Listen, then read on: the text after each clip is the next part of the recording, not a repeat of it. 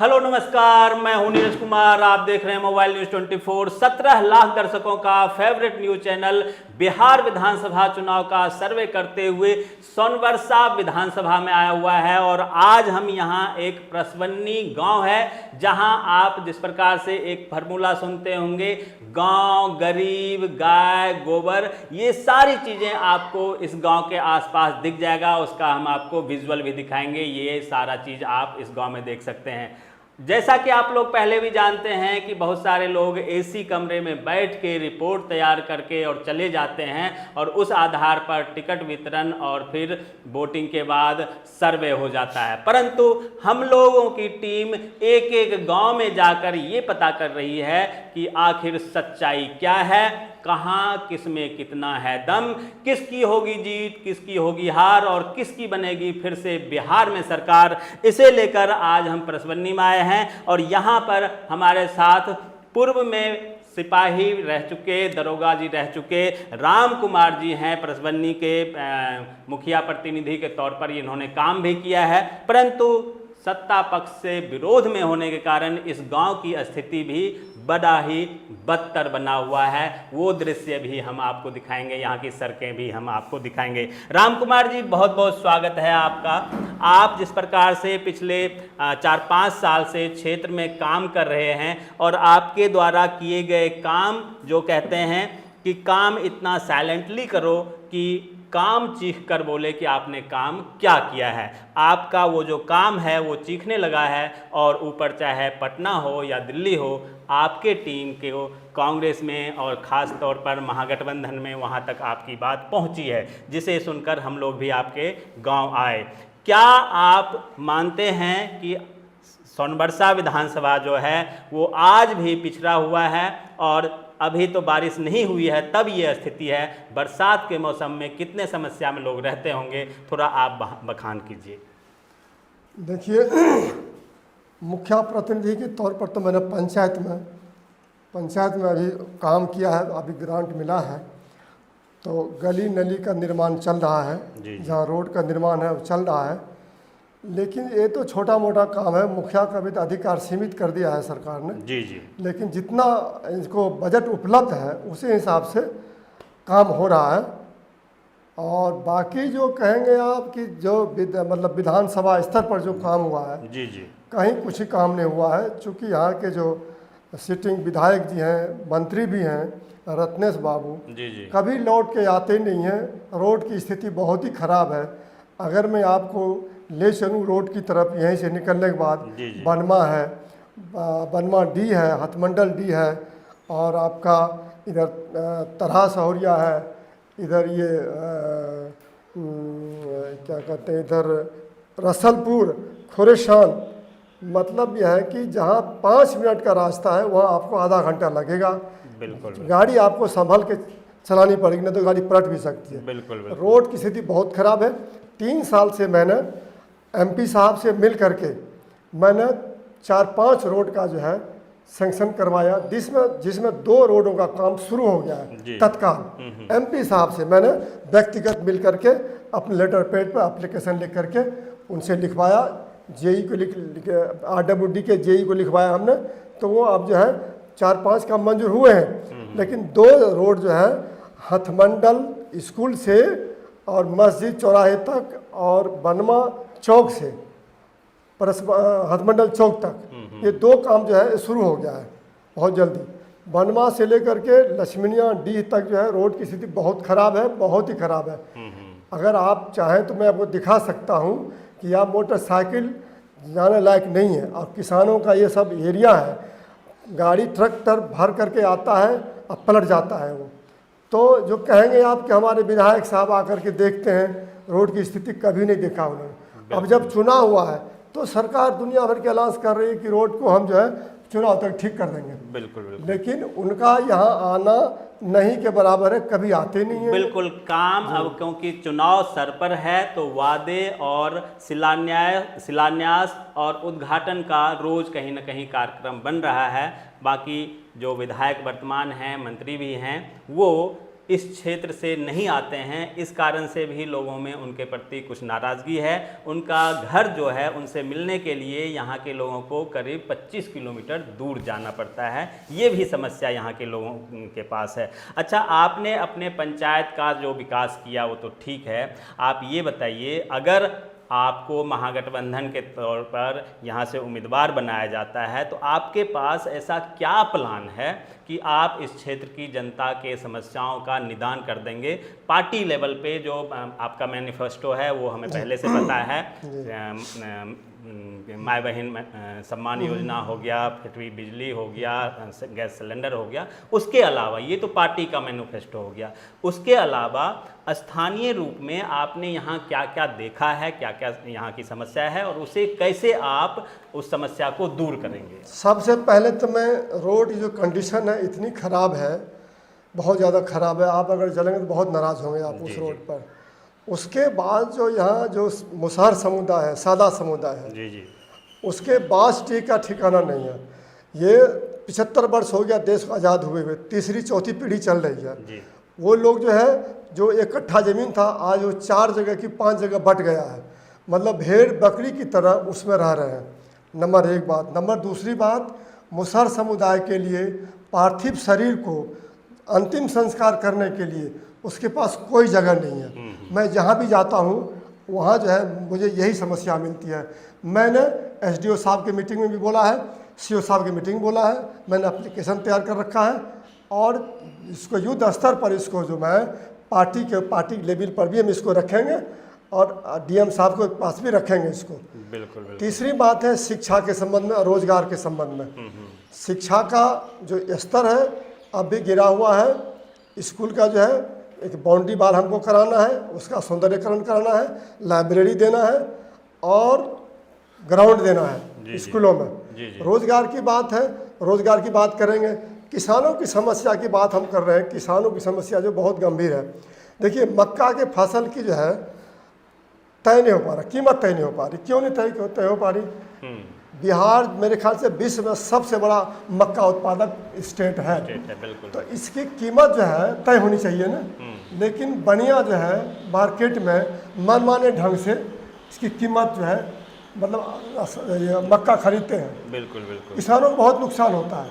अभी देखिए आंधी तूफान आया था, उसमें बहुत नुकसान हुआ। अभी तक सरकार की तरफ से कोई फायदा नहीं मिला है, इनको कोई नुकसान नहीं हुआ, नुकसान की भरपाई नहीं हुई है। गलत बात है। एक और समस्या है आपके, मतलब पूरे बिहार की ये समस्या है कि ग्रामीण क्षेत्र में जो उप स्वास्थ्य केंद्र है वहाँ पे डॉक्टर तो आता ही नहीं है और जो एएनएम भी है वो 10 दिन 15 दिन महीना में एक बार आ गया, दर्शन दे दिया, दवाई है नहीं है। तो ये भी समस्याएं हैं, इसे आप कैसे देखते हैं? जी बिल्कुल, आपने सही कहा। देखिए, जब पटना का ये हाल है, वहाँ एक लड़की का बलात्कार हुआ और उसको अच्छी तरह से ट्रीटमेंट नहीं मिलने के कारण लड़की मर गई वहाँ। जी जी। उसका धरना प्रदर्शन भी हुआ है। तो यहाँ तो मामूली से जो सीपीएच है ये सब जो है, यहाँ डॉक्टर बहुत कम आते हैं। आज मीटिंग में आज वहाँ 50 तरह के बहाने बना करके वो अपना टाइम काट रहे हैं। कोई अच्छा इलाज नहीं है यहाँ, और न यहाँ उसकी बिस्तर की कोई व्यवस्था है। अब देखिए आज जा कर के बना हुआ है, बनवा बना है हॉस्पिटल। अब देखते हैं इसमें क्या चमत्कार होता है। डॉक्टरों का तो क्या कहना, बस डॉक्टर तो नाम मात्र के रहते हैं यहाँ। बिल्कुल, डॉक्टर नाम मात्र के होते हैं। हमारा जोर जो है साहब, शिक्षा, स्वास्थ्य और रोजगार, 3 चीज़ पर मेरा ध्यान रहेगा, पूरा ध्यान रहेगा। हम अगर मुझे कहीं भी मौका मिलता है इस बात को कहने के लिए क्षेत्र की समस्या के मीटिंग में, तो मैं जरूर उठाता हूँ। चलिए, लास्ट में आप यहाँ के मतदाताओं से, खासतौर पर जो सोनवर्षा के मतदाता हैं, उनसे क्या अपील करना चाहेंगे कि आने वाले विधानसभा चुनाव में आपको मिले टिकट, किसी को भी मिले टिकट, क्या सोच के वो वोट डालने जाएं, और जब वोट डालें तो उनके दिमाग में क्या होना चाहिए, कैसे वोट डालें? जी, मैं सोनवर्षा विधानसभा के जनता से यही अनुरोध करूँगा, प्रार्थना करूँगा कि आपको वोट सोच समझ के देना है। पार्टी तो सर्वोपरि है ही, पार्टी के पास जो नेता जो खड़े होते हैं, जो कैंडिडेट, उसको भी आपको देखना है कि पढ़ा लिखा है कि नहीं है, डरपोक तो नहीं है ये। कि ऐसा तो नहीं है तलवा जीत के जाएगा और जाके वहाँ पार्टी के तलवा चाटता रहेगा वो, ऐसा नहीं होना चाहिए। जागरूक होना चाहिए, वो रोज़गार की बात करे, स्वास्थ्य की बात करे, और जो लोकल समस्या किसानों की बात करे, वो संविधान की बात करे, वो नौकरी की बात करे, इस तरह की बात करे, वो ना हमारा नेता हो सकता है वो। जी जी। जो भी और दूसरी बात मेन जो चीज़ है साहब कि जो यहाँ के मूल निवासी हो उसको टिकट दिया उसको जाए, टिकट ताकि यहाँ के जो भौगोलिक स्थिति है, जो राजनीतिक है, जो सांस्कृतिक जो वो है, इनका जो कल्चर है, वो सब कुछ समझता हो। यहाँ किसकी जाति के लोग रहते हैं, क्या क्या उनका कल्चर है, कैसे कैसे हैं, भौगोलिक स्थिति क्या, बाढ़ कब आती है, बहुत सारी समस्या है, यहाँ आके देखते रहेगा वो। और जो बाहर के आदमी है वो क्या देखेगा, वो जीत के जाएगा, पटना में रहेगा या फिर अपने घर पर रहेगा। जनता मारी मारी फिरती है अपनी समस्या कहने के लिए, कोई सुनने वाला नहीं है। अब बताइए, शमशान घाट नहीं है, 15 साल से हमारे रत्नेश बाबू विधायक हैं। बिल्कुल। लोगों ने मुझसे कहा, सादा ने, कि हम गए थे उनके पास कि हमको शमशान घाट दीजिए, बोले ये ऑफिस का काम है, जाओ ऑफिस में चले जाओ। अच्छा, ये कहना चाहिए था उनको। सीओ को बुलाते, बैठ यहाँ बता कहाँ ज़मीन है, क्यों नहीं बन रहा है, क्यों नहीं बना रहा, एक हफ्ते में बना करके मुझे बताओ। अभी हमको मौका मिला है, लालपुर में हम शमशान घाट बना रहे हैं मुसहर के लिए खास करके, और यहाँ भी बनाएंगे हम, जमालगढ़ में बनाएंगे। असल सरबेला में जो कुसमी है, जो सादा पट्टी है, वहाँ में गया तो मुझे उन्होंने गाली गलौज बहुत किया। मैंने कहा भाई गाली मत दीजिए, ठीक है ना, गाली गलौज मत करिए। उनके लिए बहुत खराब शब्द का, मैंने कहा लोग कहेंगे कि राम कुमार सिखा दिया। मैंने कहा आप एप्लीकेशन दीजिए, उन्होंने ज़मीन कागज़ दिया है ना बिहार सरकार की। अब मैंने एप्लीकेशन तैयार रखा है, सीओ साहब की मीटिंग में जाऊंगा, उनको दूंगा मैं। तो जो समस्या है, कम से कम मुसहर के लिए तो पार्थिव शरीर को अंतिम संस्कार करने के लिए ये तो बहुत महत्वपूर्ण चीज़ है। बिल्कुल, ये आवाज़ ऊपर तक जा रही है कि जो अपने समुदाय के हितों की रक्षा नहीं कर सकता है, वो पूरे विधानसभा में सर्व समाज का हित कैसे साध सकता है। और यही कारण है कि विधायक के प्रति लोगों में नाराज़गी तो है ही, पार्टी के द्वारा भी और आम तौर पर भी।